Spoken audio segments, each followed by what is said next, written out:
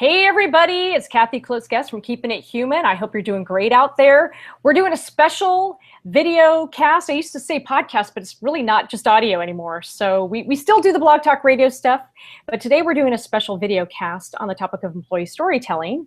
And just a little bit about me, my website is Keeping It Human, and I help executives and their teams tell their best stories, whether it's employee stories, customer stories, organizational stories, product stories, so they can get better results from their marketing. And as always, this is a jargon monoxide poisoning free zone. That means we don't do a lot of talking head intros. We get right down to the nitty gritty and we have some fun and ask great questions. Today we have a great guest. I'm very excited to have him. I've had him on in the past and he's a lot of fun to talk to, and I'll get to why he's an author after my own heart in just a second. But it is Garrison Wynn. He deserves a proper intro. He's going to get one. He is the author of the Amazon.com bestseller, Real Truth About Success. He's the co-author of The Cowbell Principle with Brian Carter, a book that I really love. And he's also a former professional stand-up comedian and a former Fortune 500 exec. And I have to say something about the comedian part because I do stand-up comedy and improv, and I love that. So he knows how to be flexible and adaptable, and that's really important. And why are we having him on the show today? Just to give you a little bit of background, Garrison has conducted 10 years of research with help from Gallup on how to engage employees. And I think that's a really top thing today for businesses. Everyone's talking about employee engagement. In fact, if you go to LinkedIn and you look at LinkedIn posts, one of the top 3 most viewed articles on LinkedIn for all their writers is employee engagement. So there you go. So we're going to dive into that in just a second. Welcome to the show, Garrison. Thank you. Thanks for having me. Thanks, Kathy. Thank you. Thank you. I want to open with just a little anecdote because this will probably jog your memory, Garrison. And I wrote a post a few years ago on if you want to change your culture, you got to think about the stories that your employees are telling. What are the ones the executives are telling and employees are telling? And they should be the same. And I updated that post not too long ago, and Garrison made a comment on it, and I called it sort of, engaging employees through their storytelling and knowing what they talk about.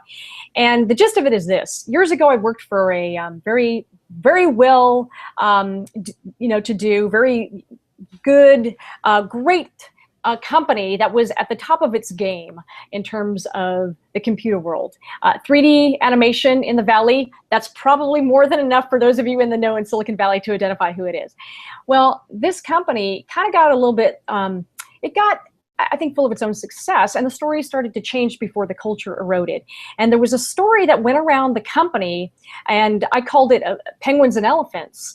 And the chief executives, the C-suite, would run around telling this story very proudly. And they would talk about how when penguins get sick, penguins abandon the infirm because they see it as a liability that drains their resources. So they move on. They just abandon their sick. And pachyderms, by contrast, specifically elephants, they actually very much are, they rally around that sick member of their tribe and they nurse that member back to health or until it passes. And they mourn. They actually have feelings and they go through grieving stages. Not so with penguins. Very different thing. And this particular executive, when he would tell the story, he would proudly say, and we're penguins and we don't care and we'll just abandon, blah, blah, blah. And employees were like, oh my God, we're penguins, so we're dispensable. And it wasn't long before that culture eroded. The culture blew up very famously. And yet at one point when I was working for this company, it was almost a $2 billion Wall Street darling. So you figure it out. But it really was one of those things where I think stories and the stories that employees hear and tell around the water cooler and the ones that executives tell about the culture, I think are a barometer for organizational health because they're a bellwether of things to come. And so that was sort of the context for the discussion. And with Garrison's background in doing employee engagement research, I thought it'd be fun to talk about stories and engagement and what they mean and how stories can, I think, signify, they really are a bellwether of whether or not the company is organizationally sound and whether they'll succeed in the marketplace. So that's kind of the context. What do you think, Garrison? Why is this topic getting so much attention lately? Well, a couple of things. Number one, that the penguin story is disturbing. I mean, that really is just, we're all penguins. We're all just cold-hearted penguins. who abandon are sick. I mean, that's the worst. That's the worst message. Horrible. It's just terrible. It's horrible. And you got to wonder what these people were thinking when they came up with the penguin story. Like, oh, here's an idea. Here's a good idea. Let's see if we can alienate all humans that work for us. Yeah. No, we're terrible Carter idea. employees. That's right.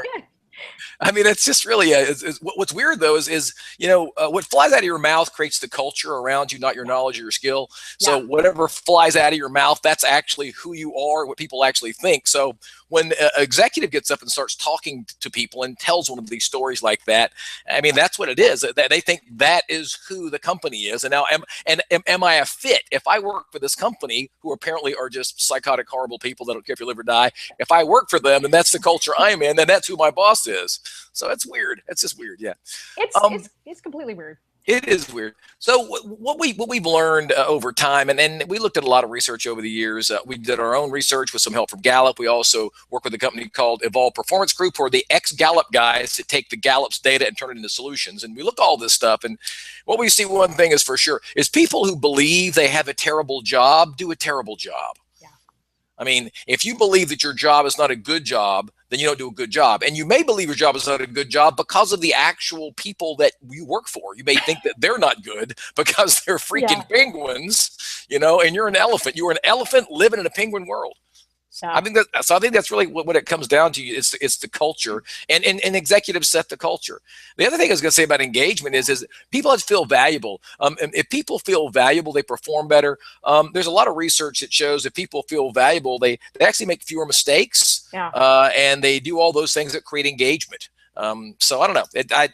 I can't get past that a guy really told the penguin story. Like, we're all heartless bastards, and that's our culture. And I remember, and he would, and I remember this particular executive was so proud of himself after he we're penguins. Oh yeah. And everybody was like, "Are we really? Because I don't really want to be a penguin. Thanks.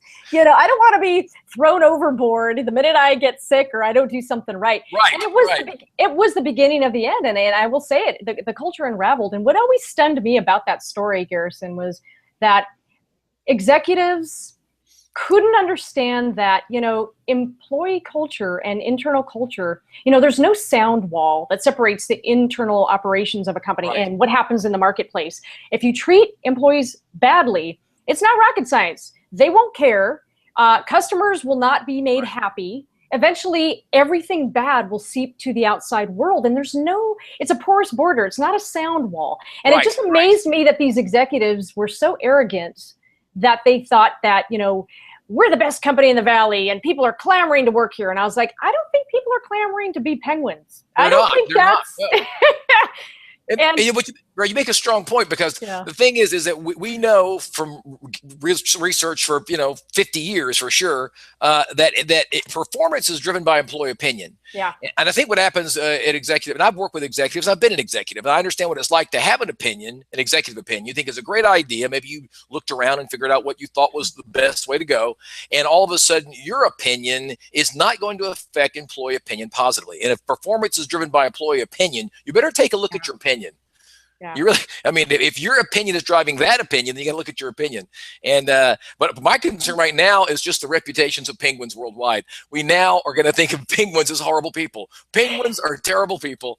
That's the concern I have. And it's true. It's if I was a spokesperson, I was a PR person representing penguins, I'd be outraged. I mean, and the thing is, it's like March of the Penguins. Who doesn't love that? And now all of a sudden you're like, what? I'm a penguin? And I thought that was really sort of interesting. But it also, I think a lot of times this is not the only company I've seen where executives are so hung up on outside stories. And the rage today is brand storytelling, which is outbound. That they don't think about the stories that are going around your culture and around the water cooler. And they don't think about the fact that a lot of times employees will talk about stories and they don't always match what executives say the culture is about. And if you don't mind that gap, you have a problem. But a lot of executives don't think about the employee stories around the water cooler, and they should. Why not? Why are they so clueless? Well, I think one thing is that sometimes they really don't understand what it feels like to do a particular job or what it feels like to be in that position. Companies that have promoted people through the ranks and where, you know, the middle management came from frontline supervisors, they don't really have those same kinds of problems. But most companies don't operate that way, and they really can't. You can't expect that every job you fill is going to come from the job before it. So, but the companies that do have that have a much better, more effective culture, though it's hard to create that. I think that's why they bring in consultants and stuff to try to straighten all that stuff out. But the thing that concerns me the most, and what you're saying is a very strong point, is that if that story is a strong story and a powerful story and also a bad story, it is the water cooler talk for a very, very long time. It's hard to switch the story. You can do it, but I mean, you know, I mean, there's like, I mean, the penguin story is a very powerful story. People are going to talk about that, I don't know, for 11 years, you know, so that's not really, you know, that's not really the best idea to have something like that out there. And I think it goes on a lot. So I agree. Yeah, no, and every I think culture that's had an implosion has had their own version of that penguin story, you know, and you're absolutely right. And that's, so how do you start to think about it differently? I mean, to me, it all comes down to culture. And you said this before, and I could not agree more. Culture is handed top down. And if the executives are not, you know, I think what scares a lot of people is the executives will get up and say, oh, this is such a great place to work, blah, blah, blah, blah, blah. And then internally, they'll say stories like that. And people are going to believe, they're going to believe the internal stories more than the, you know? Well, you can't lead by example if you're a bad example. My shop teacher in high school had 3 fingers. So he was always like, if you go, oh, we're talking about safety. Let's talk about safety. Everybody pick up your, I'm not touching that thing. You're missing a finger. That's ridiculous. It's crazy. So the definition of leadership is like someone following someone because they want to, not because they have to. That would be leadership. You can't, can't lead by example if you're a terrible example. But something else that comes to mind when you're saying this is the fact that a story has to have certain parts in it. I mean, a story has to make sure, a story has to, you know, like, for example, can the employees see how their input is part of the solution in that story? That has to be there. Is it clear? And I got to tell you, I talk a lot about clarity. I mean, you know, clarity is huge. It doesn't matter how smart you are if no one knows what you're talking about. And there are some situations that are so unclear that by the time they get down to, let's say, middle management, then there's a reinterpretation of something, and then it becomes just like psychotic mess. I mean, I've seen that too. It's like, what, they want us to do what? No one said that. But by the time it went through three levels of leadership, it comes down to that. And that's very true. The other thing I was going to say is that the way the solution to the problem is employee surveys, is going out and doing anonymous surveys and finding out what the real live opinions of your employees actually are. And I think that is the issue. Sometimes we really don't know. We want to train or change our culture, but do we really know how people actually feel, what their opinions are? Without anonymous surveys, it's really difficult to actually gather that information. So when a company does the so-called 360 survey where everyone knows who everyone is, that doesn't really help a lot. So anonymity is huge in getting those questions and asking real questions, not softball questions. So, yeah. And that's a really good point. I mean, you know, I've been at companies, and I know you've seen this in, you know, from your perspective, where it is a 360 and people don't feel safe to say the truth. And although I think we over rely on data, and I'll give you an example. So I was talking to a company, a very large company in the Valley, in Silicon Valley. And I love the fact that people want data, and data is a good thing. But then sometimes we get so dependent on data that it's sort of at the expense of common sense. So there was a morale issue at the company. Everybody knew it, everybody felt it, but the executives wanted data. So they spent a year surveying employees. Meanwhile, they're hemorrhaging employees. Employees are leaving because they're no longer seen as a beacon of innovation, and they're losing technical talent to these startups, to these great mobile startups. Absolutely. So they don't do anything because they've got to study the problem for a year. And with a straight face, I'm talking to some HR people, and the HR people, God bless them. I mean, they, you know, they're doing their best, and they look at me and they go, yeah, you know, we did a year of surveying. And I said, and so what are your conclusions? And she just looked right at me and said that people really want to feel valued at work. Right. I had to kind of giggle, because only in Silicon Valley where do we need a year's worth of data to tell us what we should already know. But that's really true, though, because it's like, after 17 years of research, we've determined that people like to be treated well. Exactly. Really. People like to be treated as non-penguins. Who knew? That's right. Who knew? That's right. And meanwhile, people have hemorrhaged and they've left, and it's kind of comical. Right. But it is an important point. You need the data. However, it's one of those things where I think is common sense should dictate that, if you know you've got a problem, you've got to stem that tide. But you can't fix it with a Band-Aid. You've really got to address the culture. You've got to go back to the culture then, right? Well, right. But, from being an executive of a company, what I faced, and I was a young executive promoted beyond my abilities in a company and in a big company. And what happened, what we learned is sometimes you want to separate the data from the drama. And as you separate that data from the drama, you sometimes forget that the drama came from a very specific thing, which was the feeling the employees actually had. So once you take the drama from the data, you end up with just the data. Yeah. And it's just, like you said, it's just absolutely not enough. You get dependent on it. And it is weird, though, because I do a lot of research in my company, too. And we do find out some of the things that we think we should already know. One of my favorites was some customer service, like, for client engagement, determined that customers liked better pricing and they liked friendly service. You like that? Ooh. That's a shocker. Shocker. Like 8 years of data determined that, so. Well, you said something really interesting, and I think that's an important point. I want to go back to it before we sort of talk about what stories should contain, because you said something which is separating the data from the drama, and I like the way you phrase that because it's so important. I mean, it's one thing to have our data, and I understand and I respect data. Data helps us make better decisions. At the same time, if what people believe to be true is all the reality that matters, if people feel that they are being disrespected or unhappy or not valued, it doesn't matter what data there is. That's true. People's feelings are all the reality that matters. That's true. If you are really a smart organization, you should have there's leading indicators and lagging indicators, as you know, and a leading indicator, I think, is the morale. You don't need data. You don't need data to know that something ain't right. That's right.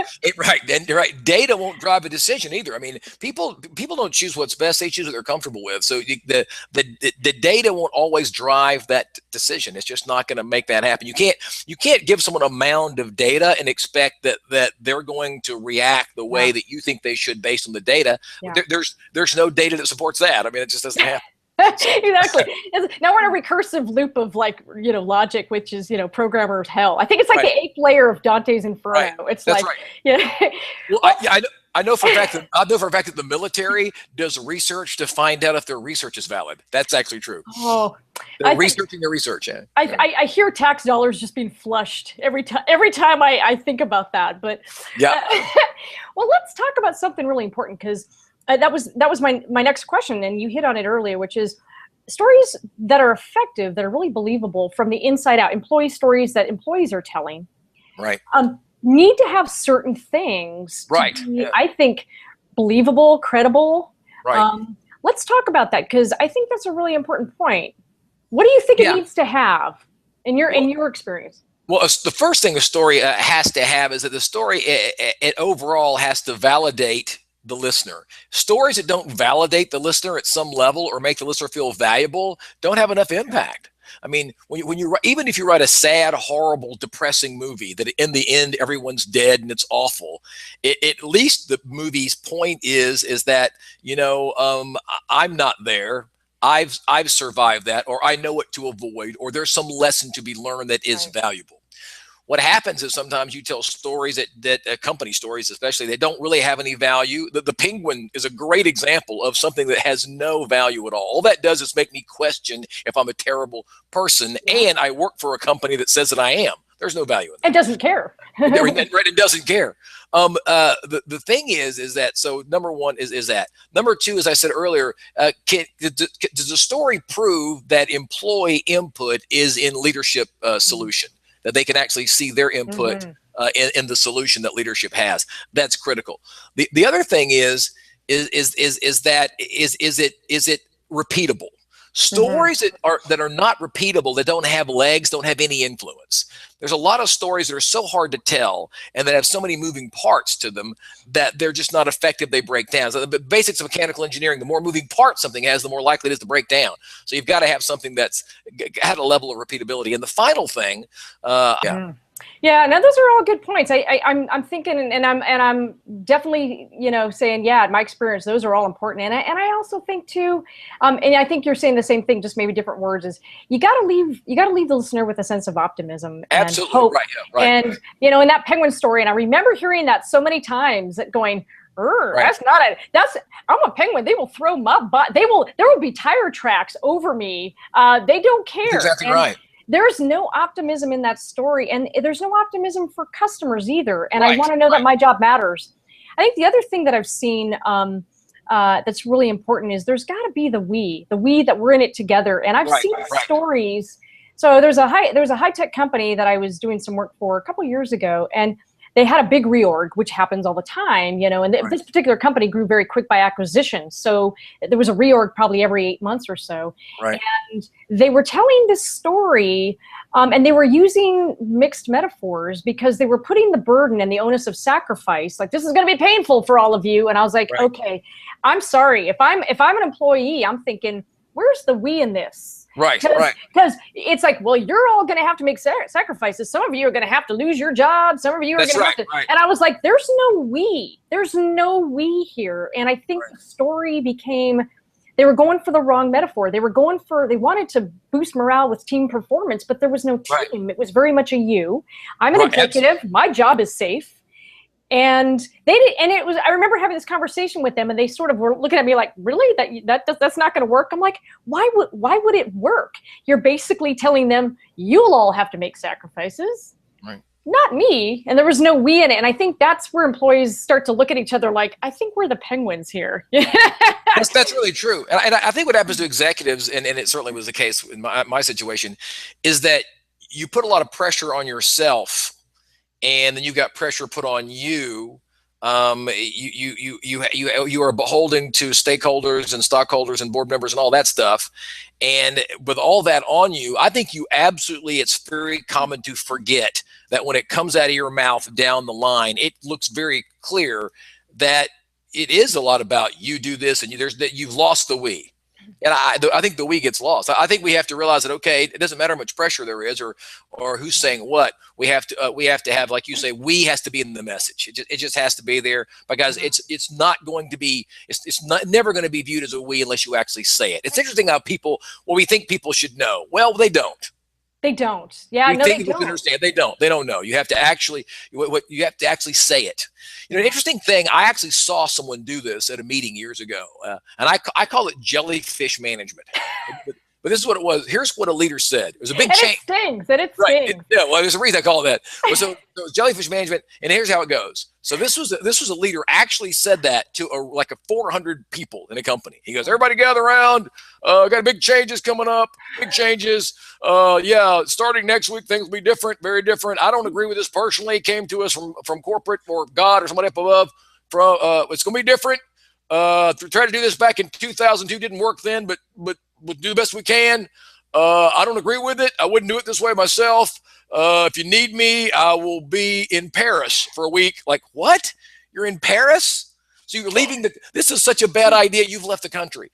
So, you have to support the idea. A leader cannot, your supervisor can't say, "Hey, listen, Kathy, you got to do this. I wouldn't do it myself. I think it's kind of dumb, but you got to do it. If you need me, I'll be drinking in my car." You can't, that cannot be the message. So you kind of have to stand up for the change. It's kind of like you have to support it, and that's just a weird story to tell. That the story is, here's what you have to do. I don't agree with it. I'm pretty sure it won't work. Good luck to you. Exactly. That cannot be it. Yeah. So. I've got a one-way ticket to Rio. Bye. Yeah. No, it's true, and that's such a great metaphor, and I love that we're taking it to this comic exaggeration, because that's what it feels like to your employees. Oh, it does. Yeah. So as folks are listening, if you see that comic exaggeration, that's how employees interpret it, because It's ridiculous. It's like, if you've got confidence in the change, you're going to stand there 100% and make the we. Right. That is the shared sacrifice. And so when you're using metaphors, or trying to distance yourself, or using metaphors that are sports, like Michael Jordan, who you're talking about a person, one single person who's the star versus the team, putting the emphasis on the team. It may be Oh, yeah. subtle, but it's not lost on employees who hear it and go, Right. Yeah, I don't think there's a we there. You know? That's right. That's exactly right. Well, metaphors are funny because I remember when I was a young executive, as in my 20s or late 20s, and the guys back in those days in the 80s, they were like World War II vets. Yeah. Okay. Yeah. And they always wanted to use a World War II metaphor, which didn't work all the time. It's like, well, you know, I remember when we did this, and then they say, you know, we actually work with the Germans now. So you can't get in front of people and talk about invading the Germans.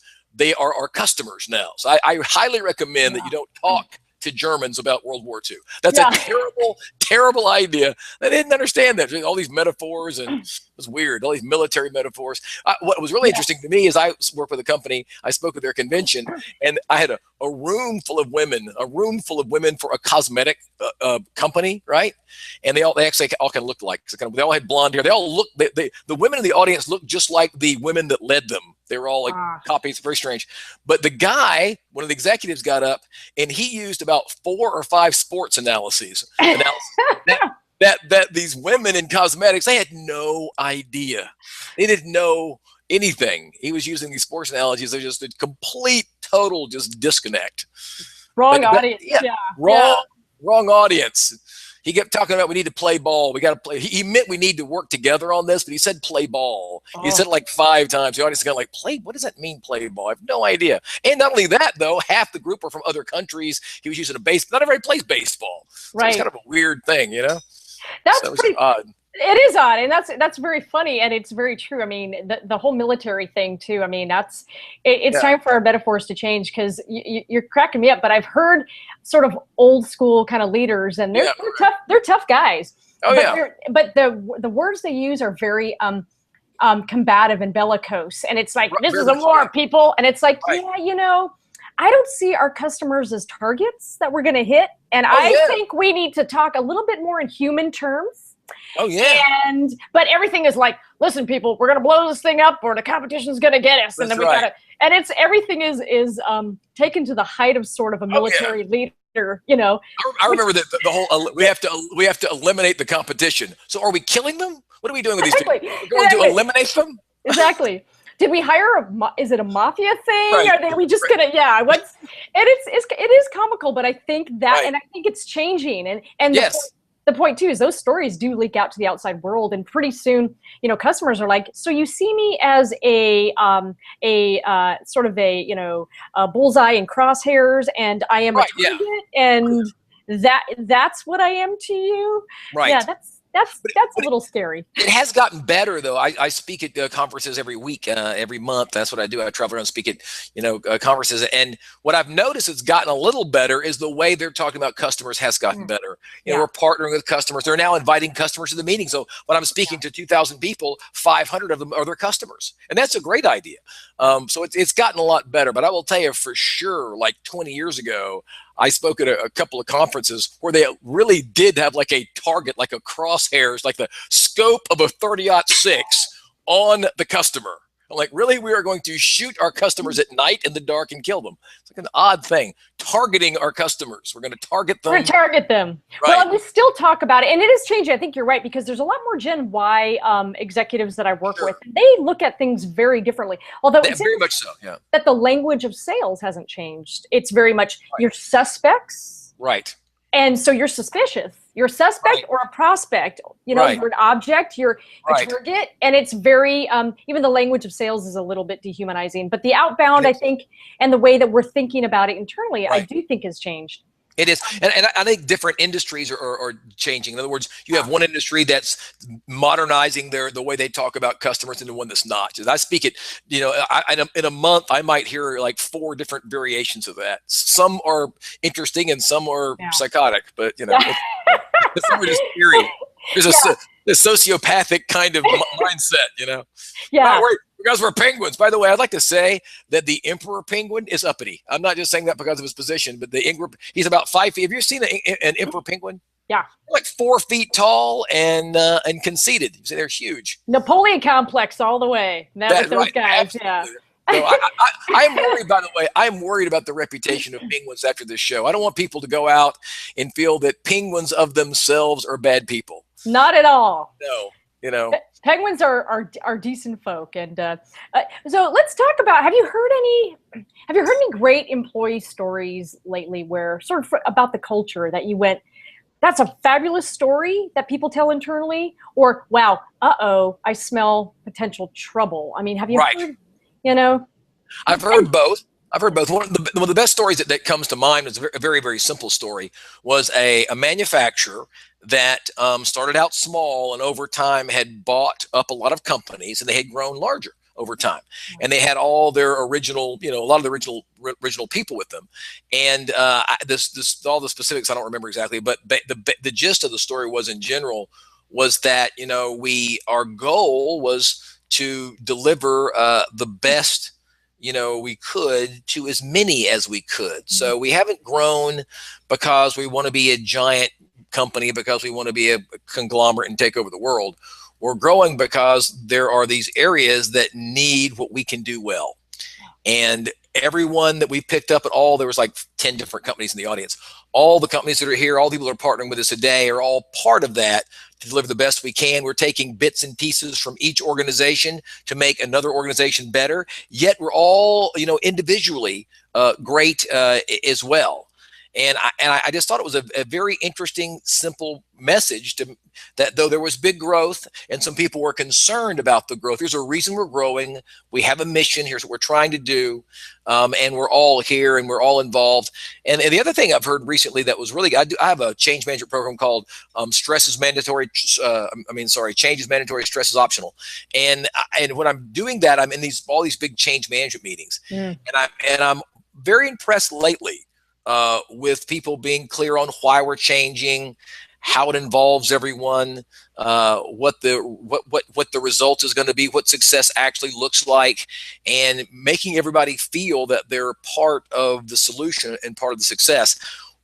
And I say that to say this: the concern I have with the corporate story as it comes down is it's really important that the employees know that how corporate vision and what the corporation is saying comes down to a job that they actually do and why that job is important and the role they play in making that actually happen. So it's a good thing. It's going to be good and help people. Here is the corporate vision. Here's your role in it. So they, in fact, feel like they're part of the entire thing, the part of the solutions. They feel part of and not separate from. Anyway, that's what I'm seeing, and I'm impressed with it more and more in the last 5 or 6 years. So.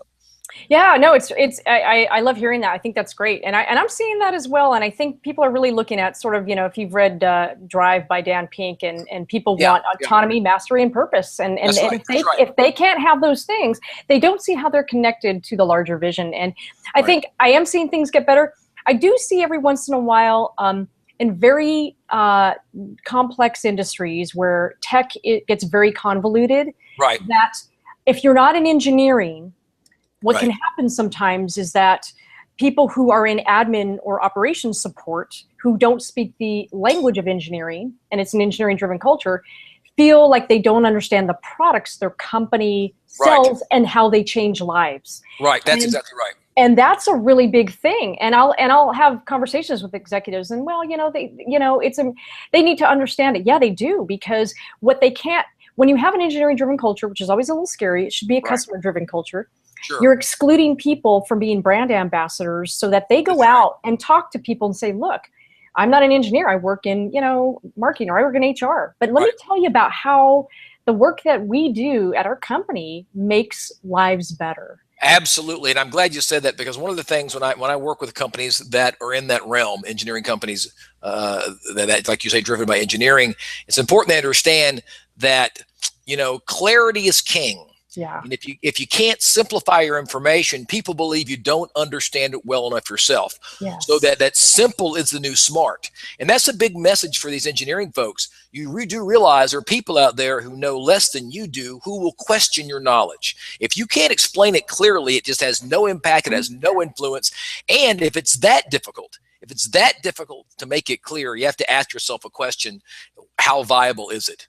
I mean, because a lot of things are great, but they can't be explained. They can't be sold. You can't get buy-in. Be very, very careful about something that cannot get any buy-in. I've seen some great ideas, and what I believe is, and I've done it before. We did this with the Royal Bank of Scotland years ago.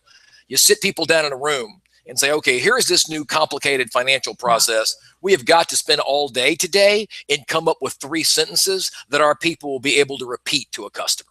Because if they can't do that, we can't sell it. Why did we build it? What's the it can't help anybody. Yeah. Really important. So I'm all about clarity. Clarity is the foundation of value. People buy into what they understand quickly. Right. I mean, it took 50 years to get seat belts into cars, but they greenlighted the pet rock and spray cheese at the same meeting because it was easy. So seat belts are hard sells. Pet rock, spray cheese, ridiculous. Yeah, because it's very simple. Right. It's a very interesting thing. It's clarity is king. Intelligence is not enough. Yeah. Yeah, no, it's a really good point. And you know, the other thing that I sometimes see, and thankfully this is the exception rather than the rule, because I am seeing it get better. But every once in a while I see, you know, this kind of sense of because it's complex and because the sales cycles are long, and you're selling multi-million-dollar, you know, equipment in those industries, there's a tendency to, well, you know, we can't really talk about it. You have the all hands. Well, we can't really tell you what's going on because we may or may not get funding. And, you know, they think they're being smart and not in protecting the details. Right. But what ends up happening is the executives leave and everybody looks at each other and says, do you know what's going on? What's really going on? I mean, and what's, you know, what are we selling? And are we doing okay? Is the funding been pulled? And then the rumor mill starts. And I think the rumor mill, to me, you know, is a story mill, but it's just negative and it scales very quickly and faster than good news does. Right. And a lot of times companies really aren't in front of it that way. And they think that they're what they're trying to do is protect the information from getting out. But what they don't understand is the message they're sending to people is it's very complex. You wouldn't understand. Right. It's kind of, you know, it's demeaning to tell people. And yet, but we still want you to work hard for a goal. You have no idea what it is, what we sell, and when you're going to get any money, any funding. But that's exactly right. it combines 2 very problematic elements with the story. And that is secrecy. Yes. It's a secret. Yeah. And we're not sure why it's a secret, but it's a secret. And that even if it were not a secret, you couldn't understand it. And you're on the outside of the secret. Right, so. You're right. You're on the outside. You're not qualified to be let in on the secret that even if you were, you couldn't understand. But keep working hard for that secret. Right. So what I'm trying to tell you is you're an unimportant idiot. That's it. You are an unimportant idiot. Yeah. It's a terrible. It's a very good point, Kathy. That is a terrible message, and it is true. It happens. It happens all the time. People just, you know, they believe that they're protecting some valuable, you know, mindset or some. They think they're doing the right thing. Yeah. People don't cloak things unless they believe there's a really good reason for it. So it's the belief system they hold, and your belief system creates experience. If you believe something strong enough and that's what you believe, then you're going to start taking those actions. So I think Yeah, and you're spot on. And the thing that I always look at is if that's how employees are being treated, how are you treating customers? Right. There's no, you know, again, it's a porous border, and at some point. You know, if you're not entrusting the people who are on the front lines of customer service with these secrets or being in on the company we-ness, then how are they in fact relaying information to customers? I can't tell you. We have something coming up, but I can't tell you. I mean, how could that possibly work? Right. Well, they come off as uninformed. You clearly you have no customer engagement without employee engagement. You just don't have it, and that comes off like, okay, there's a new thing coming out. I'm not very clear about it, but I hear it's good, and you're likely to like it, whatever that is, as soon as I know about it. It's like, why don't you just call somebody? They're just going to call somebody else. They just boom, they're gone. Yeah, they're gone. Please trust me, it's going to be great. That's right. That's exactly right. I've noticed that lately. I've seen some car companies try that and failed pretty badly. Our brand new, unbelievable new version of this car is coming out soon. You know, it's going to be great. It's going to be this. It's going to be that. And then next thing you know, the other car company comes out and just shows what it is, and everybody flocks to that. So that didn't work. No, not at all. Show a picture of the car. An outstanding idea. If you've got one, show it to us. You know, don't just tell us how wonderful it is. I've seen that before. It doesn't work very well. So no, everybody is wonderful. I don't know a company that says, you know, we got a product coming out, and well, truthfully, it's not very good at all. So that's right. we got a new product coming out. I wouldn't buy it. You know, I wouldn't buy it. I think it's a problem. It's not good. It doesn't work very well, and it's got some problems. However, no. Yeah, fire your PR department. Hire a penguin. I think they're more honest. Well, they're honest, but we're thinking they're a little jerky. That's the thing we come up with. They're jerky, but I think people have sort of laid a little bit of that baggage too on the penguin. Some of them are jerky. Some of them are jerky. But that March of the Penguins clearly showed a couple of things. One, that penguins march, but secondly, what it showed is that they're committed to their cause. They weather the cold, which you have to if you're in Antarctica, and they protect their egg. And, they waited for the other people to show up, other penguins to show up. So, I mean, that movie showed that penguins are pretty good people. So I think we should watch the March of the Penguins, and anything narrated by Morgan Freeman, it's going to be good. It's going to be good. I mean, yeah. So we got it. There's some redeeming qualities that penguins have. So let's, there you go. So when we're talking about, Garrison, cultures and stories and kind of barometers of health, what are some things in terms of leading indicators? I believe it's morale in these stories. Are there other things that are connected to stories that you would say for people listening, hey, be aware of this in your company, because this is a leading indicator? Obviously, you want to catch it leading versus lagging, because by the time you realize it and people are leaving, that's too late. Well, yeah, I think that what's important as far as a leading indicator in a story is to make sure that the story actually makes sense based on the people who are working there, what their experience is. In other words, here's the biggest problem I hear lately. Here's a brand new idea. It's really, really new, and no one's ever done this before. It's revolutionary. It's innovative. It's never been heard of. As a matter of fact, it is so new that your talent and skill be irrelevant. That's what you're saying. Yeah. It's so new. People need to see their input in the solution, but people need to know that their existing knowledge is going to be valuable in a new way. So if you're going to get people to do something different or think differently or motivate them, they have to see that their existing knowledge they already possess now is going to be valuable in a new way. Yeah. So, I mean, if I said, hey, Kathy, guess what? Starting next week, things are going to be totally different. So your knowledge is irrelevant. But don't worry, Kathy, because next week on Monday, 19-year-old Tyler is going to train you. He's now lost the will to live. You don't want to do that. So I think it's really important that people understand that their existing knowledge they have now, their experience is going to be valuable in a new way. It may be different, but I think it's similarities first, differences second. Similarities first, differences second. Show how things are similar, how the knowledge is going to help, and then show how it's new. Mm-hmm. Very, very important. Yeah. Mm-hmm. Yeah, that's a great point.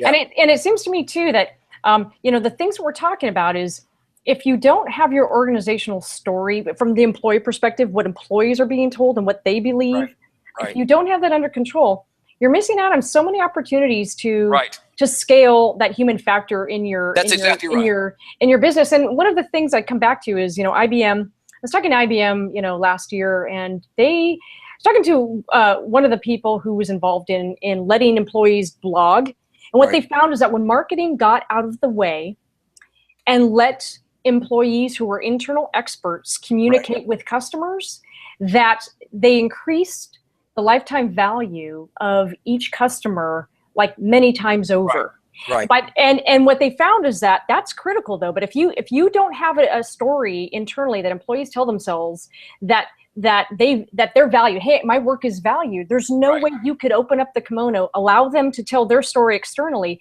and have any credibility. So it seems to me that if you don't have that employee story under control, you don't have any other story under control. Absolutely. I agree with that. I agree. Because it's interesting that, there's a real reason, by the way, why we got away from having experts communicate with customers, and why we brought on the people who were the face of the company that would give the face message and not enough information. We had to let the least knowledgeable people on earth communicating the situation, but it came from a specific thing. I can't name the company. So years ago, there was a company and they made chili. They made a lot of chili. You may not remember this or no, but in the early to mid 70s, chili was big. That was when chili was king. People bought chili, canned chili all the time. So this company that made chili had a great idea. They were going to go away from typical advertisement and have a guy in a lab coat who worked at the manufacturing company come and explain to you the quality of how great the chili was. And they did a couple of commercials, and they were kind of almost like live, very, very interestingly casual things that were shot like you think would work. But what this guy said, this scientist, this is a true story. He really said this, and it's word for word what he said. What he said was, he said, as a matter of fact, our manufacturing process is so pure that our chili has the least amount of rodent hair of any chili on the market. Which is reassuring, I'm sure, to everybody. People stopped eating chili. Like chili just died. I mean, to this day, no one has a can of chili around. I mean, it just killed canned chili. Matter of fact, chili just isn't big. No one, you can sell chili, but not like you could before 1974. No. I mean, this guy, he single-handedly killed chili. Yes. Yeah. Yes. So I think that happened, and after, like, well, no more experts. Totally. And I can see that. Yeah. I totally get that.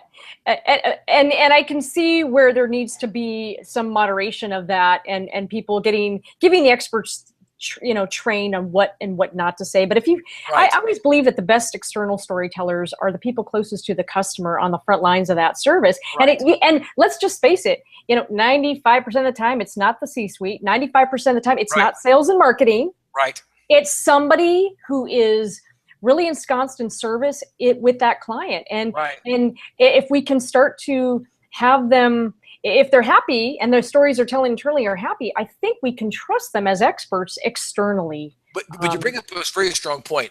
I think, like in hotels, when the maintenance person is more informative and more helpful than the front desk person, even about front desk things, that is a concern for me. So as important as it is to have these people who are the experts communicating to customers, and I think it's a good idea. I think that chili story was one guy in a lab coat having a bad day. I don't think that's right. And so anyway, I'd like to apologize to chili eaters everywhere who just put their chili down. I probably around the country, people have stopped eating chili right now, and I'm sorry about that. That could be a good thing for a lot of reasons. Right. That's right. But what's in chili? No one knows. No one knows. Anyway, but the thing is that it does bring up another point, and that is, if we believe that the communication between the experts and the non-face people, the non-customer engagement people, is so important, I think you have to go back to the fact that maybe some of the communication by these people who were designed to communicate needs to improve. Yeah. I will tell you right now, I'm in hotels every week all over the country, all over the world, and checking into a hotel has gotten worse because it's a little bit like you're signing up for something. The whole thing, you're a guest, is going away. Yeah. And my favorite thing is when there's an issue, they go, well, who did you talk to? I don't know. I don't work here. I don't know. All I know is I have a problem, and if I'm not mistaken, your job is to possibly solve it. That's what I'm thinking, because I'm a customer. That's what I actually think. I think that's possibly true. So I think that this is good. That when the maintenance guy, when Javier with a giant tool belt shows up, to fix my flat screen TV, and he knows more about everything than anyone, and he becomes my go-to guy, I'm concerned. Nothing to take away from Javier. So. Well, and that's true. And then there are technical experts, then there are marketing experts. And I think in IBM's case, it's the people who want to talk to the technical, that people who are just very good communicators. But you bring up an excellent point, and that is, everybody should be on the same page. That's and true. Yeah. What the story is, and everybody should, this is how we treat the customer. This is how you're valued. We've attacked chili, so let's talk hotel industry. I mean, I stayed at a very, very expensive hotel in Colorado years and years ago. Not only was the service bad, but and it was ridiculous. It was like a $500, $600 a night hotel. Right. I kid you not. At the mini bar, they had the bottle opener chained to a wall. And I thought, excuse me, you have valet parking and I'm paying, $500 some a night. Right. You really gonna sweat the $2, like I'm gonna steal your bottle opener. And it ruined the whole experience. Right. And I thought, really? For the whole experience said, hey, you are a top-notch customer. Right. You stay here repeatedly, but we don't trust you to not steal a $2, bottle opener. And it just, to me, it was like, I've had the experience where I was in a hotel, and for reasons unknown to me, my room was $1,600 for the night. It was a very nice room. Yeah. There's no doubt it was nice. It was great. When I called down to the front desk, and what I needed was, I was going to actually send them an email they could print out and bring to the room, they couldn't do it. They didn't have anyone to do that, and that's not something they typically would do. And I explained to them that Holiday Inn does that. At Holiday Inn, there's a person who will actually print out my bill and bring it to me. Wow. Isn't that interesting? That's just not something they did. I said, you know what? It's $1,600 a night. You want to do that? I think you should start tonight. How about with me? Bring mine now. And bring it with balloons for $1,600 a night. Bring some talking balloons. Bring it with champagne and a smile. That's what I want. But I mean, that's interesting. But you know that there is an expectation about that, and you know if you charge a premium price, you need to offer a premium product. There's just no.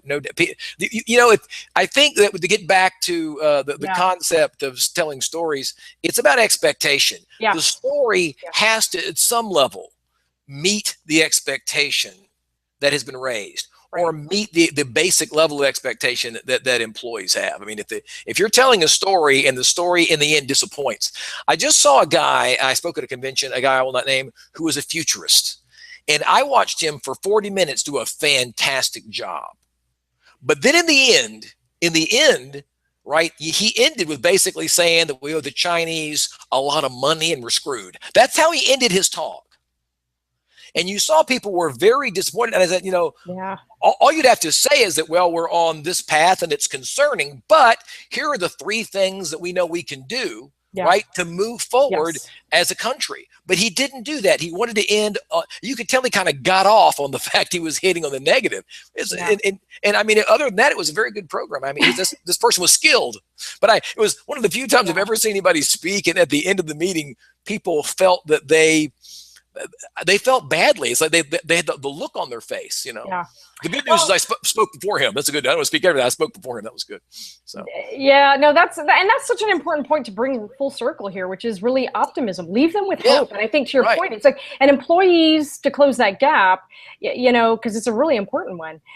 If you're telling your employees that you are penguins and we're just going to abandon you if you're sick, that's not hopeful. So whatever hope you're giving employees, they're going to share that with the outside world, and people want to walk away knowing that their work matters. It's not hard to deliver a message of hope. Delivering a message of hope is not a hard thing to do. I think right now you have some people who are concerned that if the message is too hopeful, they won't be able to match it. They're going to let people down. But it doesn't have to be fictitious. It can just be, hey, you know, we're going to do these things, and our goal is to do this, and we believe that we can do it. It's simple. It's a simple message. It is simple. If you could leave just one kind of key piece of advice in terms of recommendations on where to start for people listening going, you know, that's a really important point. I have ignored maybe the stories that my employees are telling. What should I be listening for? What could I do differently today because of this? What would you say? What should I be listening for? I mean, are you talking about telling a story or listening to a story? Just in terms of monitoring maybe their environment for stories. Is there one recommendation you would give for if for companies that are telling a story? I would say that you want to have a what I call a clarity formula. So when you're telling your story, problem, solution, and why the solution is important to the group of people you're talking to. Here's our problem or issue or whatever it is, or body of knowledge. Here's the solution. Here's why it's good, and here's where it's hopeful. And here is how you play a role in that, or here's why it's specifically important to you. 1, 2, 3. I call that issue, action, impact. If it has to have that, or why are you telling the story? But does it have enough? As far as a story that's being told to you, as far as interpreting a story that you're hearing, I think we have to be understanding and have some tolerance that we're not going to get a lot of great stories sometimes. Sometimes we're going to hear bad stories. And mostly bad stories are not told because people want to give you a bad story. It's because they're bad storytellers. Right. They just don't really do a good job.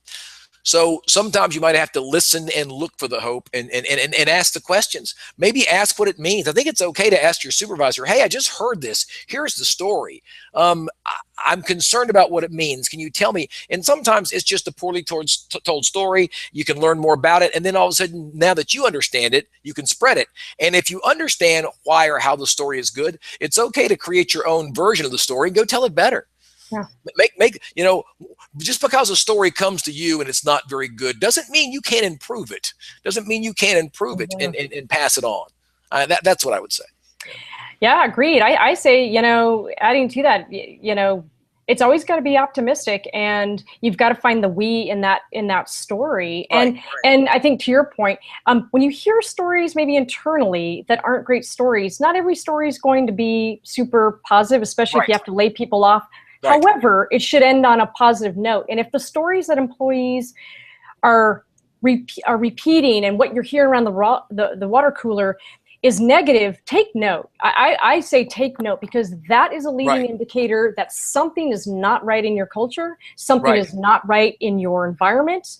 It is usually the precursor to morale issues and or coincides with it. And don't ignore it. I think that's really the key. Don't ignore it, because in my mind, that is everything. Once that happens, it's a short trip before things start to unravel, I think. I was going to say one more thing. I think it's really important to understand why companies actually are changing. And I alluded to this earlier. There's really only 3 reasons any organization changes, and any change that organization makes falls within one or all of these 3 categories. And that is, number 1 is to serve their customers better. Number 2, to be more efficient at some level, trying to be more efficient. And number 3 is to stay in business when times are tough. So if you want to know why things are changing, that's pretty much it. There's no mystery to that. And I think companies need to be a little more clear about what that actually is. You know, I mean, we're trying to be better serving customers. We're trying to be more efficient in what we do, or we're trying to stay in business.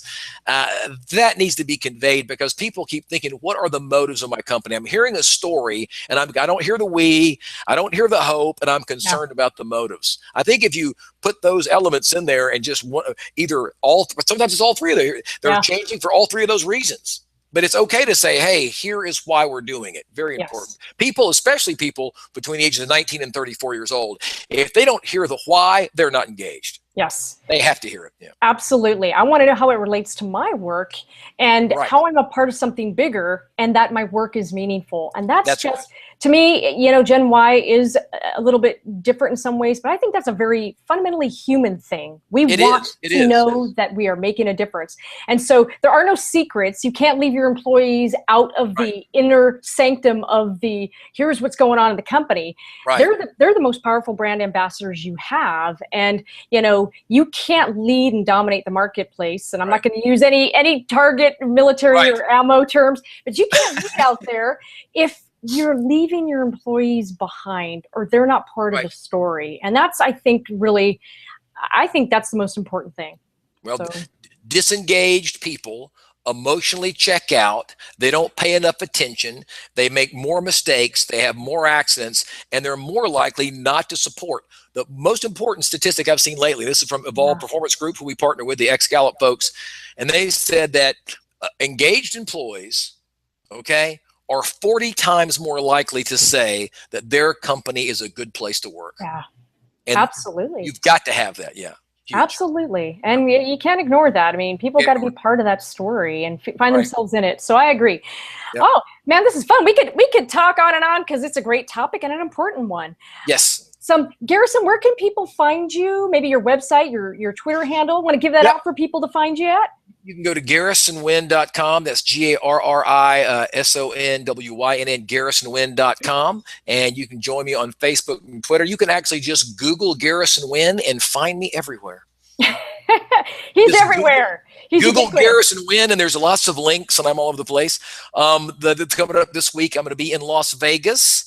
Talking to a room full of people who are moving forward in the business of electricity. So I'll be talking to those guys and everybody else in the coming months. So fabulous. Well, I love this topic, so we may have to do another one. I don't know. We'll see. But fantastic. Everybody, I'm Kathy Klotz-Guest. You can find me at keepingithuman.com. And my co-conspirator, Brian Carter, and I are working on a book on storytelling. And part of that's going to be employees. And I think it's an important part. In fact, I think it's where it starts. I think that's where the story starts. Yep, I agree. So with that, Garrison, thank you so much. Thank you. Thanks for having me. Thanks, everybody.